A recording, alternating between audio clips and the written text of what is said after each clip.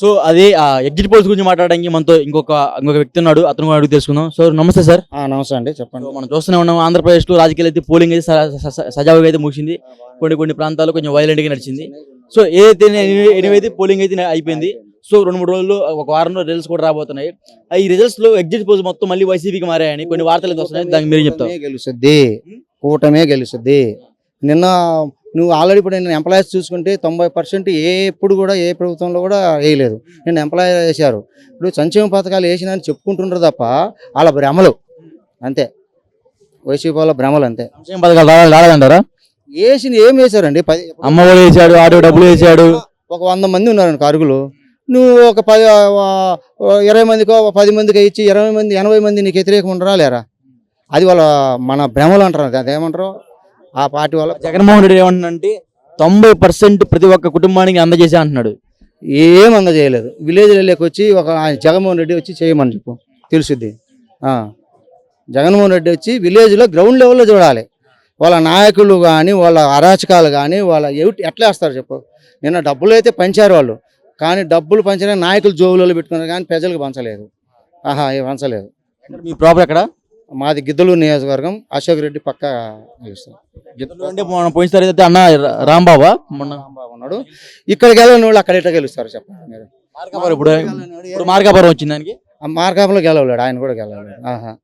ఇప్పుడు మన ఊర్లో గెలవలేడు, ఏ ఊరు గెలుతారా ఎవరైనా? మీ ఊరు వాళ్ళే గట్టిగా ఆయనకి 80,000 పైసలకు మెజార్టీ ఇచ్చారు. ఆయన ముందే రాజీనామా చేసేసి మళ్ళీ అక్కడ పోయి సీటు తెచ్చుకున్నారు తప్ప ఇక్కడ వాళ్ళు అక్కడ వాళ్ళు ఇక్కడ వచ్చి ఇప్పుడు 80 బొక్క పడినది ఏంటంటే 80 మందిని జంబులింగ్ చేయడంలో ఆ 80 మంది కూడా ఓడిపోతారు వైసీపీలో.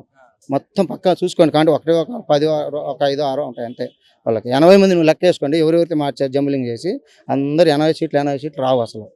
వ్యతిరేకం, పక్కా వ్యతిరేకం. ఎవరు ఎన్ని సీట్లు వస్తాయి అంటారు? 70, 60 దాకా వస్తాయి వీళ్ళకి. ఓవరాల్ మొత్తం చెప్తున్నారు. వాళ్ళేం తక్కువ పడతాయి మళ్ళీ. అదేం వీళ్ళకి టీడీపీకి 120, 130 దాకా పైన వస్తాయి. టీడీపీ ఒకటేనా అన్ని కలిపి? కూటమి కలిపి 130 దాకా వస్తాయి అంటారు. వస్తాయి. చంద్రబాబు నాయుడు మన కూటమి మొత్తం ప్రభుత్వం ఏర్పాటు చేసేది ఖాయం. అది ఎంత కాన్ఫిడెన్స్ ఏంది? జనాలు అందరూ వ్యతిరేకత వచ్చిందా లేకపోతే ఎట్లా? వ్యతిరేకం అండి. ఒకసారి చూడాలా సీఎం గారని. ఒకసారి ఆయన 9 ఏళ్ళు కష్టపడినాడు కాబట్టి చూశారు. చాలా మందిని ఇబ్బంది పెట్టారు, చాలా పేదలను చాలా మందిని చాలా నేను విలేజ్ అండి, నాది విలేజ్. మాది ప్రకాశం డిస్టిక్, గిద్దలూరు నియోజకవర్గం. మాది బేస్తవాడ పెట్టినాం. అంత అణిచివేయబడ్డారా మీరు? అంత ఉండదు మరి. అదే రాజశేఖర రెడ్డి ఉన్నప్పుడు నా ఇంట్లో 5 లక్షలు డబ్బులు క్యాష్ ఉండేది. ఇవాళ ఈ ప్రభుత్వం వచ్చి నాకు ఈ 5 ఏళ్లలో నేను శూన్యం అయిపోయి ఇవాళ పార్క్ కాడ తిరుగుతున్నాను. జగన్మోహన్ రెడ్డి వచ్చినాక అట్టుంది ఏపీ పరిస్థితి. గిద్దలూరు ఆ కాన్స్టిట్యున్సీలో రాంబాబు గారు ఉన్నప్పుడు ఒక జన సైనికుని చంపేశారు కొన్ని వార్తలు వచ్చాయి, నిజమేనది? మా మండలంలో అండి చనిపోయింది. పక్కా అండి, పక్కా. ఆయన సీటు రాదని నేను ఎంతోమంది చెప్పాను, నా ఫ్రెండ్స్ సర్కిల్లో ఉన్న వాళ్ళు కూడా. ఆయన సీటు ఇవ్వరు అని అంటే నన్ను వ్యతిరేకించారు ఆల్రెడీ, కానీ ఇవ్వలే. అట్లా అనమాట. నేను చెప్తే కరెక్ట్గా జరుగుతుంది అది. చెప్తున్నా కరెక్ట్గా జరుగుతుంది అంటున్నారు. సో ఈసారి అయితే కూటమి గెలుస్తున్నారు. మళ్ళీ మీకు మీడియాకు ముందు నేను వస్తాను. నేను సినీ నిర్మాతను, తెలుసా? నేను సినీ నిర్మాతనే. వెంకయ్య ఆర్ట్ క్రియేషన్స్ నా banner. Venkaiah art creations. Venkaiah art creations సినిమాలు చేశాను. 4వ సినిమా కూడా ఓపెనింగ్ అయిపోయింది. ఏమేమి సినిమాలు చేశారు? మాయామగల్ ఫస్ట్ సినిమా చేశాను. ఇష్యూ ఒకటి, వైలర్ స్టార్ ఒకటి పోస్ట్ ప్రొడక్షన్ జరుగుతుంది. రేపు వేటాడుతో అనేది పోస్ట్ ప్రొడక్షన్ జరిగింది ఆల్రెడీ. మొన్న ఓపెన్ చేశాను ఆల్రెడీ, షూటింగ్ చేయాలి. సో ఇంకో విషయం సార్, ఆంధ్రప్రదేశ్లో జగన్మోహన్ రెడ్డి గెలిస్తే వైజాగ్ క్యాపిటల్ చేస్తా అన్నాడు. సో దానికి మీరే ఉంటారు? ఇప్పుడు వైజాగ్, ఇప్పుడు రాయలసీమ వాళ్ళు ఉన్నారు, కడప వాళ్ళు ఉన్నారు, అక్కడ వాళ్ళు మొత్తం అనంతపూర్ వాళ్ళు కానీ వాళ్ళందరూ వైజాగ్ పోతారు. మిడిల్ క్లాస్ వాళ్ళు. నువ్వంటే ఉన్నోడు కాబట్టి పల్లెట్లో పోతావు, బీదోళ్ళు ఎట్ట పోతారు చెప్పు? ఇటు 400 కిలోమీటర్, ఇటు 400 కిలోమీటర్ మధ్యలో ఉంది కాబట్టి రాజధాని అమరావతి అయితేనే బాగుంటుంది. ఇవాళ ఒక నిరుద్యోగులు ఎవరైనా కానీ మీ ఎవరు ఎక్కడ పోవాలంటే బయట దేశం పోతే మీది రాజధాని ఏందని అడుగుతున్నారు. సిగ్గుపోతా ఉంది. మీ రాజధాని ఏది అసలు ముందు ఏదని తెలియట్లే. వైజాగ్లో పోతే ఇప్పుడు కొదమలు రాయలసీమ వాళ్ళంతా ఎట్ట పోవాలి చెప్పండి? మిడిల్ క్లాస్ చిన్నోడు. ఇప్పుడు నువ్వు సంక్షేమ పథకాలు ఇచ్చేటోడు నీ కాడికి రావాలంటే ఎట్ట వస్తారు? ఇప్పుడు హైకోర్టు దగ్గర ఉందా, డీజీపీ ఆఫీస్ దగ్గర ఉంది, సచివాలయం అనే ఉంది అమరావతిలో. ఇది ఉంచుకోకుండా 3 ముక్కలు మాట పెట్టి 3 చేస్తే ఎట్ట గెలుస్తారండి? జనాలు అందరూ ఏంటంటే మొన్న సైలెంట్గా ఉండరు. పక్క కూటమికే పడ్డాయి. అంటే బయట ఏమన్నారంటే పవన్ కళ్యాణ్ ఫ్యాక్టర్ అంటే పెద్దగా కలిసి రాలేదు కూటమికి అంటున్నారు. ఏమి లేదు, అది నొట్టి మాట్లాడాను. ఈ రాజకీయంగా మాట్లాడడం అనేది అది కరెక్ట్ కాదు. గ్రౌండ్ లెవెల్లో చూసేది చూడాలి. నేను గ్రౌండ్లో నేను చేసిన వాడిని. ఫైనల్ ఒక మాటలో ఆంధ్రప్రదేశ్లో ఏ పార్టీ వచ్చింది ఒకటే మాట, కూటమే, పక్క కూటమే, 100%, 100కి 200% కూటమే. బెట్టింగ్ లేదు జరుగుతుంది నిజమేనా? ఎన్ని జరుగుకున్నా ఎవరు ఏం చేసుకున్నా వాళ్ళు ఏంటంటే మేము గెలుస్తాం సంక్షేమ పథకాలు ఏముంది, 100 మంది ఉంటే నీకు 10 లక్షల మంది ఉంటే నీకు 40 లక్షల మంది ఇచ్చి 6 లక్షల మంది వ్యతిరేకమే కాదా గౌతమ్ మీద? మరి నిరుద్యోగులు ఏముండో చెప్పు. అప్పుడు 1,00,000 మంది ఉన్నారు ఏదో టీడీపీ పోయినప్పుడు. ఇవాళ 5 లక్షలు 6 లక్షల మంది నిరుద్యోగులు ఉన్నారు. మన గ్రూప్ 2కి 5 లక్షల మంది రాశారు. ఆడ ఉన్నదండి 840 పోస్టులకి. నువ్వు లెక్క వేసుకోగా నిరుద్యోగం ఎంత అయిపోయిందో. డిగ్రీలు పూర్తి చేసుకొని మేళకుండా ఉండరు ఏ ఉద్యోగాలు లేక. పవన్ కళ్యాణ్ కూడా గెలవడు, బెంగళూరుకి చెన్నైకి వాచ్మెన్లకు పోతున్నారు చదువుకున్న వాళ్ళు కూడా. ఇంకో విషయం ఇది ఒకటి అంటే ఇది కాంట్రవర్సీ అని చెప్పుకోవచ్చు. పవన్ కళ్యాణ్ మీద అప్పుడు దాడులు జరిగింది, బ్లేడ్లతో దాడి చేశారు అదే పిఠాపురంలో.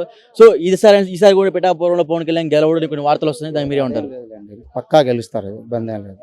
ఒకసారి అప్పుడంటే మనకు ఆయనకు అప్పుడు కూటమిలో రాలేదు కదా, ఆయన సింగిల్గా పోయారికి. ఇప్పుడు ఎన్నైనా ప్రాన్స్ అనేది ఇప్పుడు ఇంట్లో వాళ్ళు కుటుంబం వేసేది వేరే ఉంటుంది, నువ్వు ఒక్కడి పోయి వేసేది వేరే ఉంటుంది కదా. అట్లా కొంచెం తేడా వచ్చింది. ఇప్పుడు కూటమి పక్కా గెలుస్తారు 100కి 200% నేను చెప్తాను. మళ్ళీ నీకు గెలిచిన తర్వాత మళ్ళీ ఇంటర్వ్యూ ఏమంటే చేస్తాను, ఇబ్బంది లేదండి. ఓకే, థ్యాంక్ యూ అండి.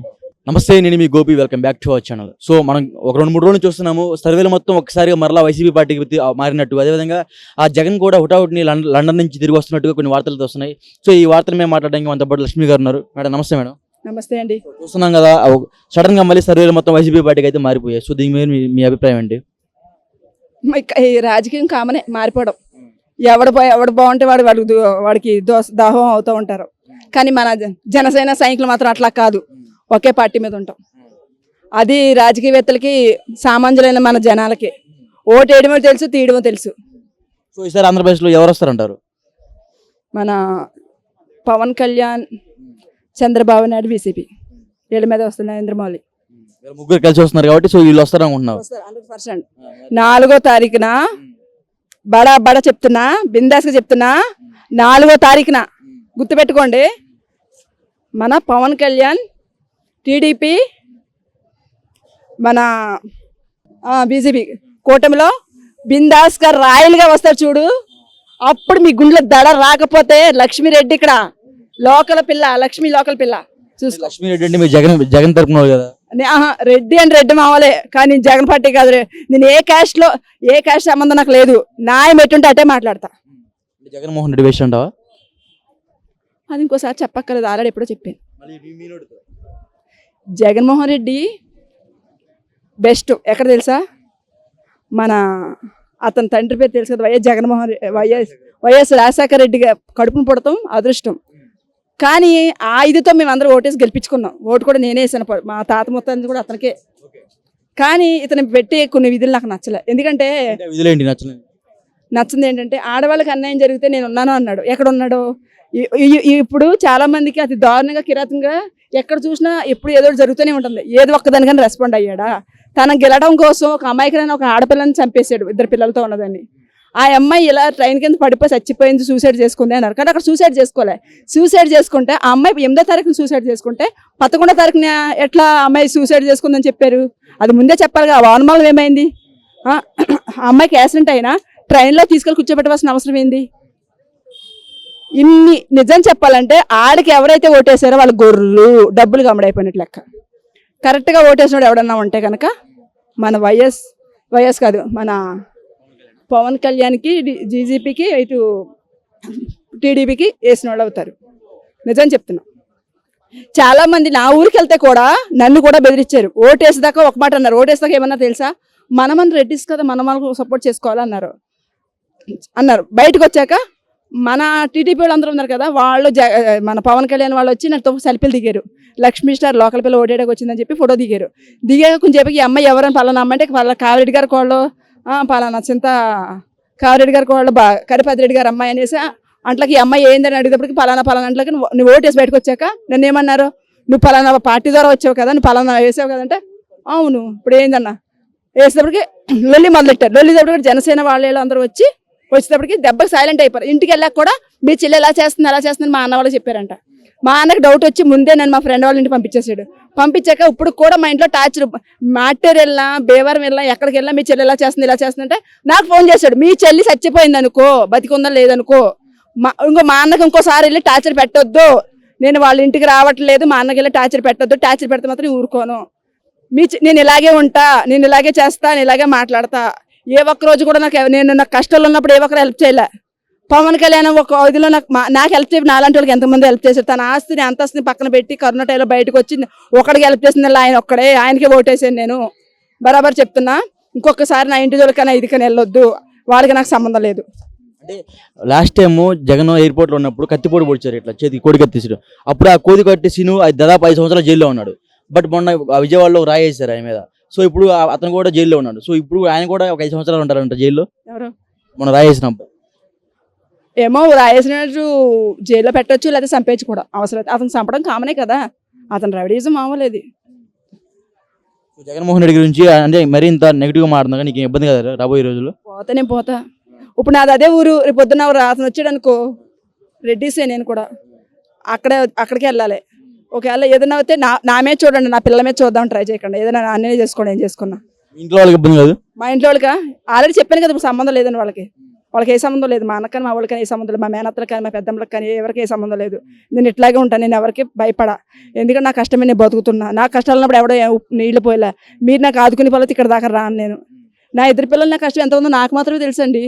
నా ఇద్దరు పిల్లలు ఎంతో కష్టపడి పెంచుకున్నాను. వాళ్ళు చదివేలాగా, వాళ్ళకి ఒంట్లో పోతే వాళ్ళ పుట్టినరోజులకి వాళ్ళకి ఇలాగ నేను ఒక్కదాన్ని నా హెల్త్ విషయం, నా విషయం ఎవడొక రూపాయి పెట్టాలి. అత్త తరపు నుంచి, అమ్మ తరపు నుంచి కానీ, భర్త తరపు నుంచి కానీ ఏ ఒక్కటి లేదు నాకు.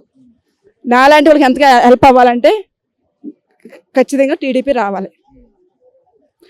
అతను అమ్మ ఒడి ఆ ఒడి ఈ ఒడి అంటాడు. ఆ ఒడి ఒకలే, నీలాంటి కొంతమందికి జాబ్ ఇచ్చి సవ్యంగా చేస్తే ఇతర దేశాలకి బతకక్కర్లే. ఇంత టాలెంట్ కూడా ఎక్కడికి వెళ్ళి ఎందుకు బతుకుతున్నారు? వాళ్ళు సరైన అవగాహన ఇది లేక, సరైన టెక్నాలజీ లేక, సరైన ఇది లేక అతను ఇంకేం చేస్తాడు? ఉన్న ఆస్తులు తీసుకెళ్ళి పక్క దేశానికి అమ్ముతుంటే రేపు పొద్దున్న ఆంధ్రాని తీసుకెళ్ళి ఇతర దేశానికి అమ్మేసినా మనం ఆశ్చర్యపోక్కర్లేదు. మనం ఏం పీకడని చెప్పి 2,70,000 అప్పు ఉంది మనిషి మీద. ఏం చేశాడు అసలు?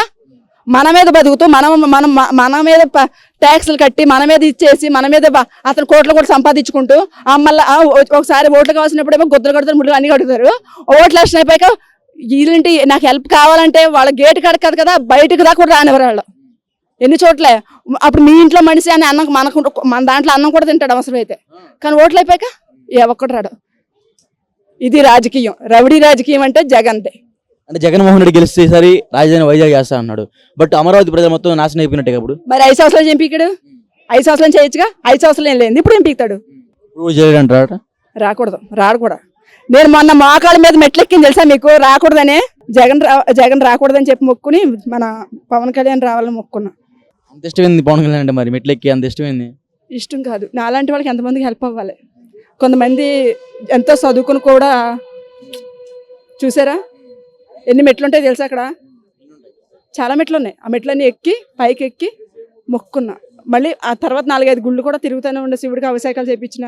ఇప్పుడు కాశీ కూడా మొక్కుంది నాకు. మళ్ళీ అతను రావాలి, కాశీకి వెళ్ళాలి. మళ్ళీ నేను కాశీకి లక్ష్మీరెడ్డి ఒక్క తెలిపోద్ది. ఇన్ని మొక్కులు ఉన్నాయి. ఓకే అండి, థ్యాంక్ యూ అండి.